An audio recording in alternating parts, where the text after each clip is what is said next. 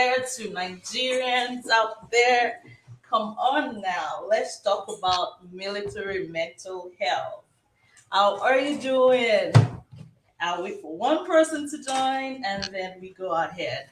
How are you doing? How are we doing? Military mental health. Interesting. I don't know how they do it. I you can see I'm showing up without my earrings. I'm showing up without, you have to pack your hair. You have to stand at attention. You have to do so many things. Their world is so different from what happens in our world. So I really give a lot of respect. I have a lot of respect and lots of kudos and the courage it takes for you guys to say you want to go ahead and become a military person, a service member is huge. That courage is huge. And I thank you all, both our service members and all the veterans. Thank you for all that you do. Now, Nigeria is celebrated her 61st independence yesterday. There's so many countries here, but I'm proud to call myself Nigerian.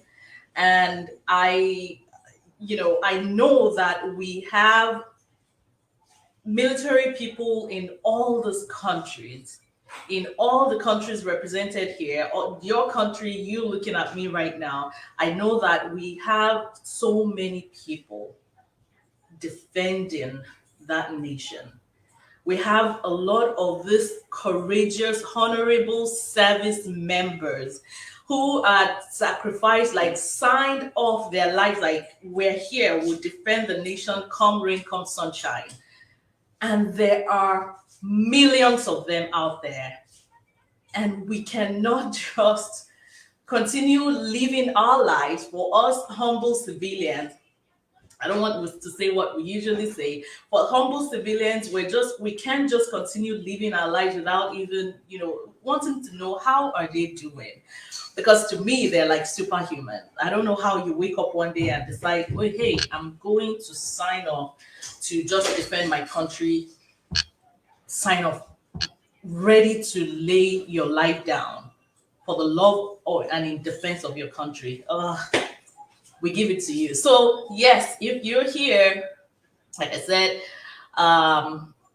thank you to all our service members. Thank you to all the veterans here. If you know one of them, if you know two, if you have a family member in service, please tell them, let them know that we love what they're doing. So, all right, going into mental health, their mental health is what we'll focus on for the next 5 weeks. And we're introducing it today. And I want to talk about three things in three different ways. We talk about them. When we talk about service members and we talk about their mental health, we're not just talking about one person.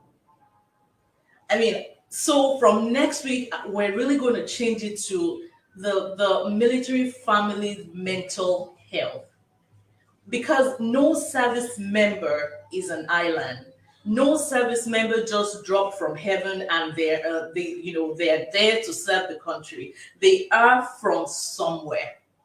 They came out of a family system and they chose their path. So I want us to step back and look at it from this family perspective. Like, hey, service members, we're talking about these three, I call them partners, even though it's not partnership, but they are in it together. When somebody decides to join the military, we have the parents. I want to look at the parents of service members, the spouse of service members, and the children of service members. It takes a lot for someone to make that decision. But when somebody makes a decision, there are many other lives that are impacted. Even though in some families you have the dad, you have the mom, you have, you have generations of service members, and then so you have veterans in a family. Oh, my dad served in this country. My dad was deployed to that place. I grew up. I decided to join the military as well. I'm in the army, the Air Force, the Marines. They just have more than themselves. They have family members. And I want us to focus on parents. I want us to focus on their parents, their spouses or their partners, and also their children. Military life encompasses so many things. And I'll just take this, I think four of them right now. Let's take how they have to deal with long separations when the service member is being deployed. So we're dealing with deployment. They move a lot, like they move literally every 3 years or every 4 years. Military people have to move. And then they have to balance their life. When we really talk of work-life balance, I think we need to exalt military people. Like, how do they balance their dedication to their job, to what they've signed up to do, and their love and what they need to do as well for their family members? So they have to deal with all this. They have to deal with these three major things. It commonly happens. They're frequently deployed, or you can be deployed at any time, and you can be gone for so many hours. They move a lot. They're deployed. They move, and they also have to balance their dedication to their job and their family. Letting their family come first, which one comes first, and then the aftermath. So let's quickly talk about this three and then the aftermath. The three, being deployed. When they are being deployed, they have to do with so many things. So now the spouse will have to deal with being alone, being alone for the period that the spouse is being deployed. And remember, it's not only, when we talk of military spouses, it's not only women, because there's some women who they are the service member. Their husband is the military spouse that had to be at home taking care of the home front. So they have to deal with this long time away from their family. The long separation takes a toll on them, stresses them. It is not easy because, mind you, military members, they are humans like civilians. They have just decided to dedicate their life to a different cause entirely. So dealing with deployment, the spouse will now have to, we have to deal with the partner not being around. The children will have to deal with an authority figure not being around. And they have to adjust to a new normal.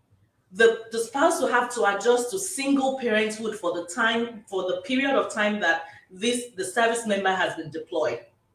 A lot of service members, some of them, they miss the delivery of their babies. They have the countdown calendars like, oh, okay, they're coming back this time, and they're marking the days, looking forward to their loved one coming back home. And they're sitting at the table, the chair is empty. A chair is empty, and they're like, we wish you're here right now with us to enjoy dinner with us, enjoy breakfast with us, but somebody is not at home. And the spouse will have to deal with that. The children will have to deal with that. And in some cases, it's the parent that is dealing with it. When we have, somebody turning 18 or deciding to join the military right after high school, the parents have to deal with that. Like, my daughter is not here. My son is not here. They are out there. They have to face whatever it is, and anything can happen. So it takes a lot of adjustment for our service members, both for them, for their family, spouse, and the children. So deployment is not easy at all. When it comes, I don't know how they do it. I saw a video of a veteran saying, hey, these are the things that you should know if you want to know whether or not you are cut out to be a military personnel. Just know one of the things he mentioned is that if you can't do without your family, if you can't stay away from your family for too long, sometimes when you even have to be deployed, something happened that you gotta go, you got to go. If you can't do that, then you're not cut out to be in the military. I think I'm one of those people that you're not cut out to be in the military. I'm not. I don't know how they do it. Now, they're dealing with that. Now, moving. What do we do about moving? They move so often, like every 3 years. Like, how do they do it? The spouse, the children, they just have to have this mindset that we are moving again at so time. What does that mean in their own regular day life? It means that the spouse probably cannot keep one job or be at in a position for too long because they can move. They will be moving shortly. What does that mean for the child? It means that they're changing schools so frequently. So they're the new child, they're the new kid on the block every 3 years. They have to adjust again. Sometimes they have to learn a new language. Sometimes they have to blend in, and they're like the guest or the new kid or the new family every 4 years somewhere. It takes a toll on them. And this, I'm putting this into perspective for all of us to see that what they are given to protect our nation, or with their dedication to the country and to defend every other citizen, is not a joke, and it is not something that affects just the service member. It takes a great toll on the spouses and on the children as well. So we talked about deployment, we talked about moving, and what about the balance? This they have to sometimes work. We just have to come first. And hey, my darling wife, you need to understand. Your husband is an officer. I have to go to work now. There's an emergency. I have to do this, or there's a call. There's a meeting. There are things they have to do, and the family will just have to understand. The job comes first. And there are moments when family would have to come first. And because like some people, like if a military person married a military person, and somebody will have to sacrifice something for the family, and then they have to balance it. They have to juggle. How do we do it? Who will stay? What do we give? It's not easy having to make such decisions so frequently, and this is their life. So how to do it as a humble civilian, I don't know, but I do not take it for granted. And I want you to know that all those things have its own impact on the life. And I step on now to the aftermath.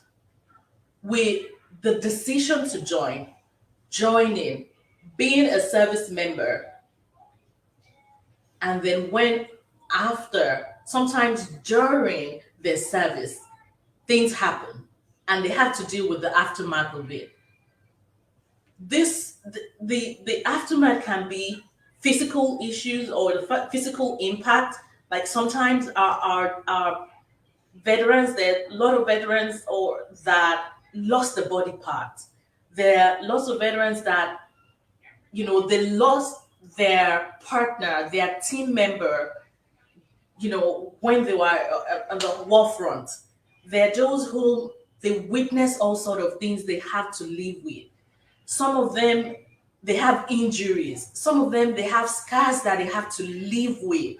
Painful, scars, deformation. Some of our service members went through stuff that left them with scars, with injuries they have to live with losses that cannot just be easily overlooked. Sometimes body parts. They have to deal with that in the aftermath.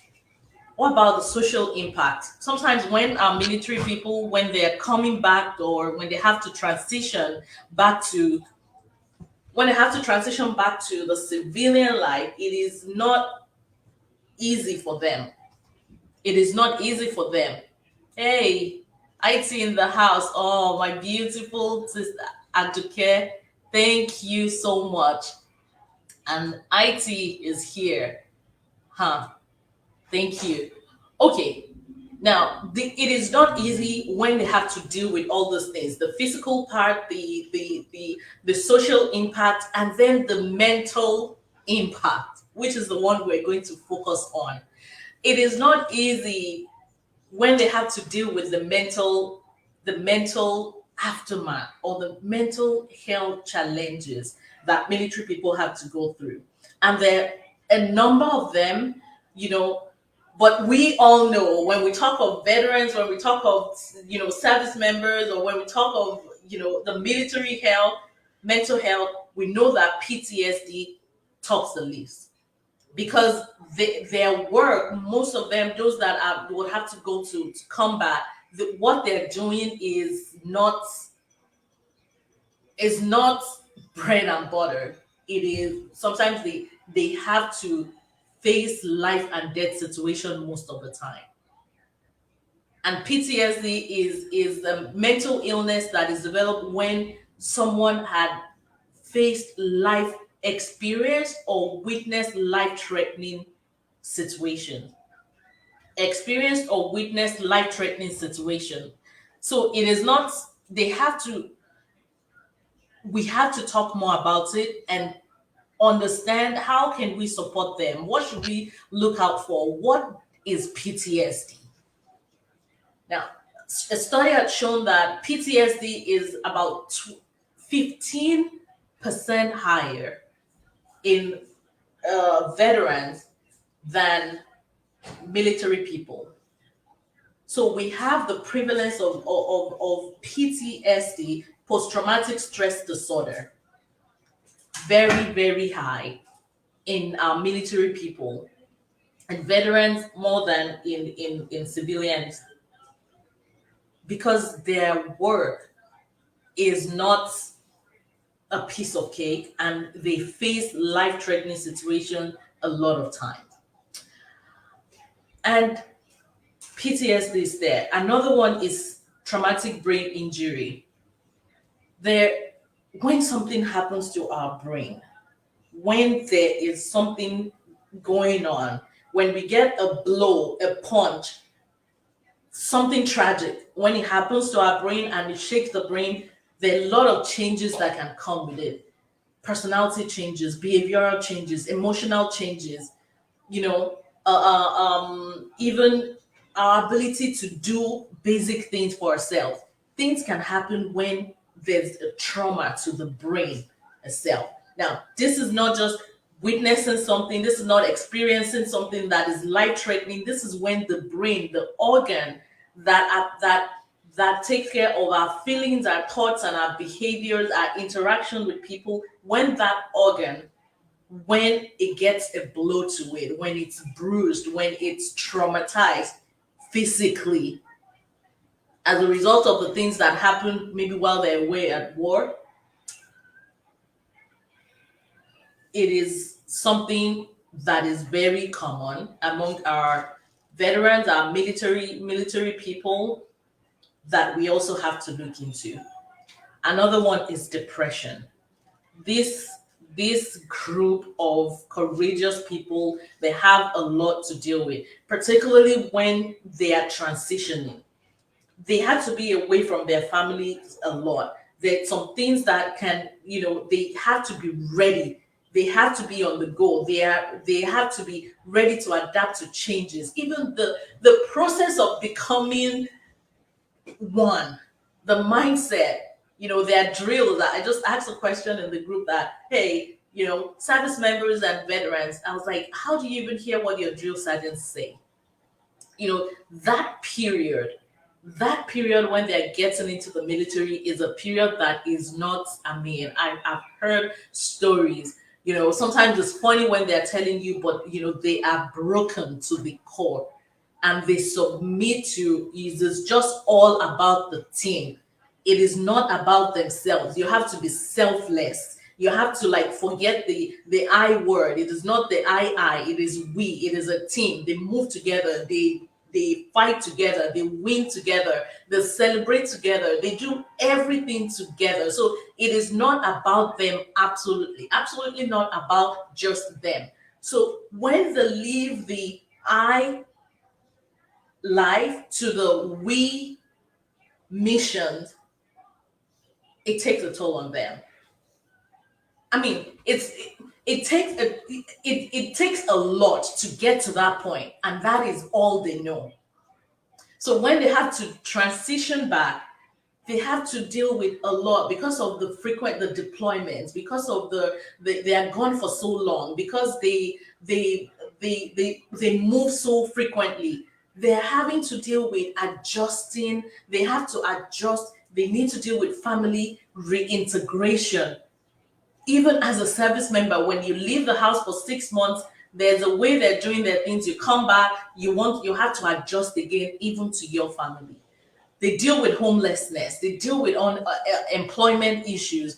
The stress, the transitioning stress, and then because of all these things that compound, we have substance misuse disorder, very common among our military people, because it's a way that some of them try to deal with this and make sense out of what is happening.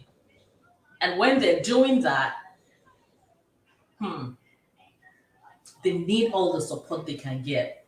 I mean, they get support from the VA, and we have things, they have the resources, but it is not important. It is not enough for them to have their resources there. They also need us. They need people.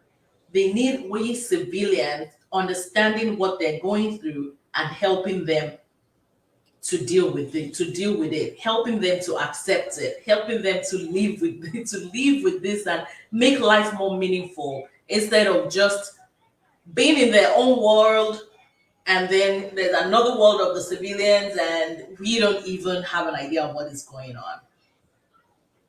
We need to come together.